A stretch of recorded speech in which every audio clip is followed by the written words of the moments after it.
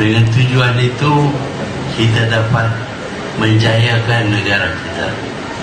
Dan seperti biasa, sesiapa pun tak ada kekal di dunia ini. Kita akan pergi. Tetapi saya harap perjuangan ini diteruskan oleh semua yang menjadi ahli kerajaan dan rakyat Malaysia keseluruhannya. Kerana kita masih mempunyai banyak tugas-tugas, cita-cita yang belum tercapai oleh kita.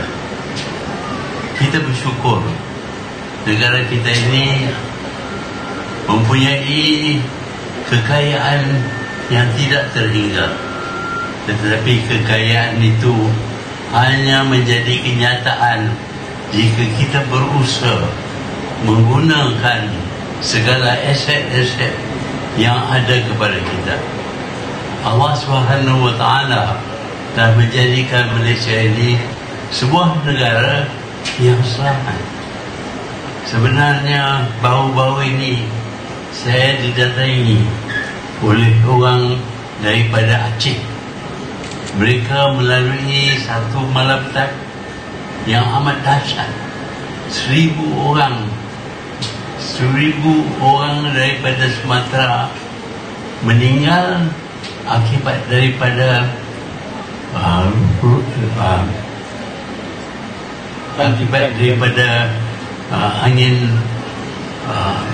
angin yang kuat yang datang daripada Lautan Hindi.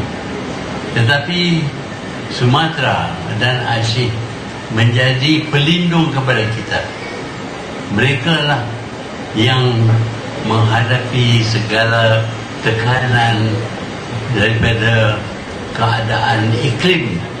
Tetapi oleh kerana mereka berada di sebelah barat semenanjung kita ini, mereka menerima segala kerosakan supaya kita ini selamat. Sebab itu kita di Malaysia perlu bersyukur dengan keadaan negara kita. Kerana negara kita ini dilindungi daripada malapetaka. Daripada timur kita dilindungi oleh Filipina. Daripada barat kita dilindungi oleh Sumatera. Dan negara kita ini tidak mempunyai gunung berapi ataupun gerak gempa yang dahsyat. Tidak juga menghadapi masalah banjir yang menenggelamkan sehingga bumbung rumah. Itu berlaku kepada jiran-jiran kita.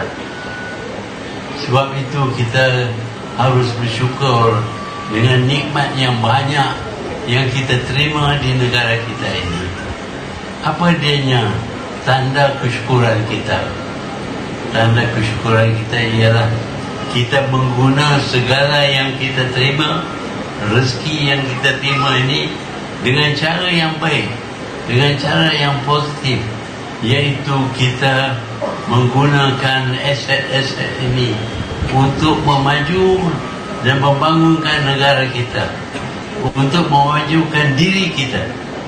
Kerana kemajuan kita menyumbang sedikit sebanyak kepada kemajuan negara. Kita menerima banyak rezeki.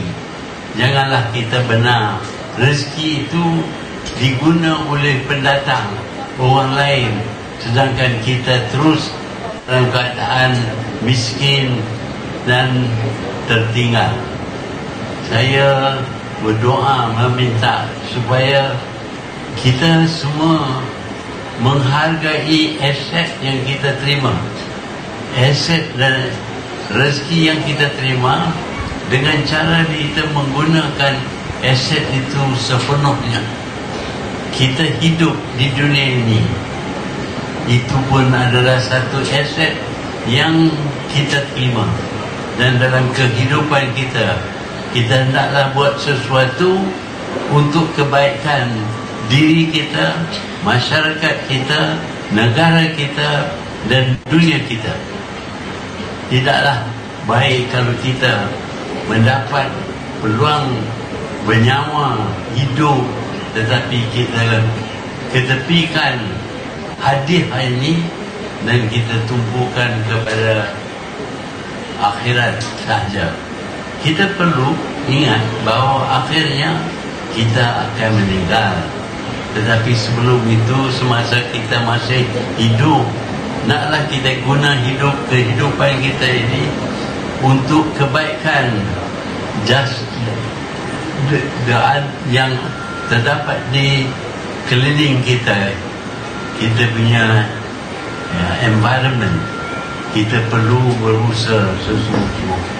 Dan saya bersyukur kerana diberi peluang buat seketika memimpin negara kita ini, dan saya telah cuba seberapa yang boleh untuk menggunakan peluang itu untuk menjayakan negara, bangsa, agama kita.